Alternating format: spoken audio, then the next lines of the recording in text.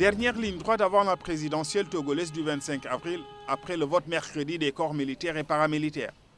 Les deux principaux candidats ont mobilisé leurs militants respectifs.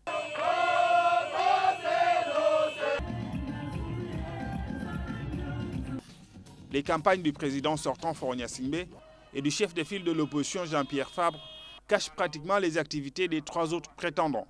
Des partisans de Faure vêtus des couleurs de son parti UNIR, Union pour la République, sont bien présents. Pour le président sortant, toutes les forces vives du pays seront jetées dans la bataille du développement national. Quand nous gagnons, nous voulons travailler avec tout le monde. Quand nous avons le pouvoir, nous voulons le partager avec ceux qui veulent bien travailler avec nous.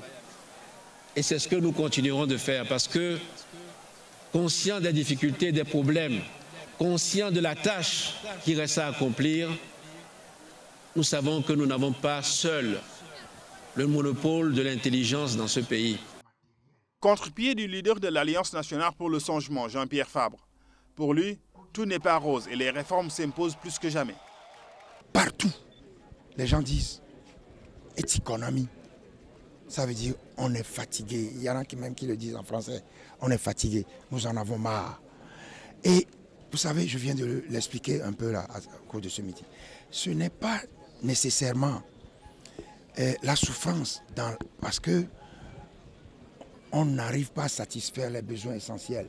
L'eau, l'électricité, les soins médicaux,